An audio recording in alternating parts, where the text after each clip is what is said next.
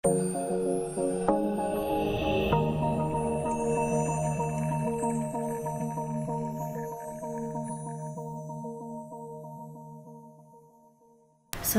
warahmatullahi wabarakatuh. Hari ini pertemuan yang ke-13 mata kuliah interaksi manusia dan komputer. Hari ini kita ngebahas tentang evaluasi. Evaluasi itu apa sih? Evaluasi itu merupakan tes atau tingkat penggunaan dan fungsionalitas sistem yang dilakukan di dalam laboratorium, di lapangan, atau di dalam kolaborasi dengan si pengguna. Yang dievaluasi pada interaksi manusia dan komputer adalah desain dan implementasinya, ya. Evaluasi empiris adalah proses penilaian dengan cara eksperimen, penelitian, dan observasi. Data empiris merupakan data yang diperoleh atau ditemukan atau disimpulkan dari sebuah eksperimen atau penelitian. Perancangan eksperimen tidak lepas dari rancangan percobaan dengan langkah-langkahnya yang betul-betul telah teridentifikasikan sedemikian rupa sehingga informasi yang berhubungan dengan atau diperlukan untuk persoalan yang sedang diteliti dapat dikumpulkan.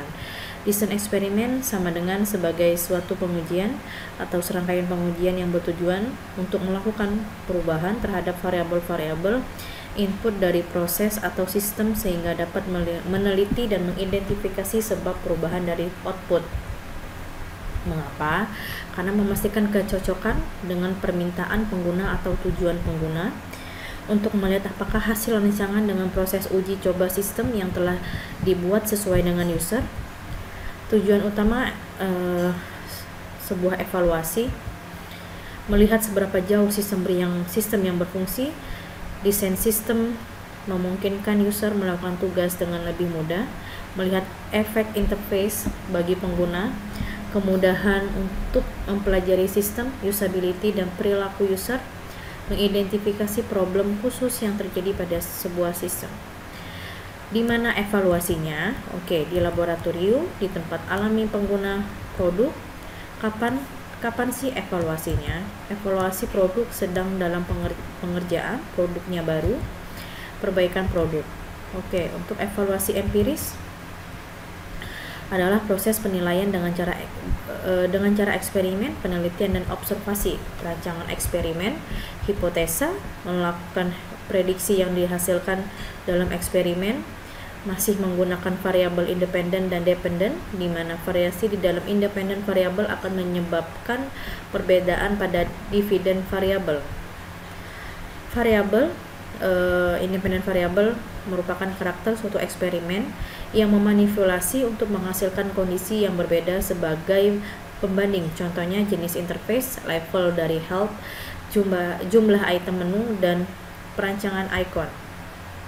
Dependen variabel yang dapat diukur dalam eksperimen. Contohnya pada variabel independen adalah kecepatan dari pemilihan menu.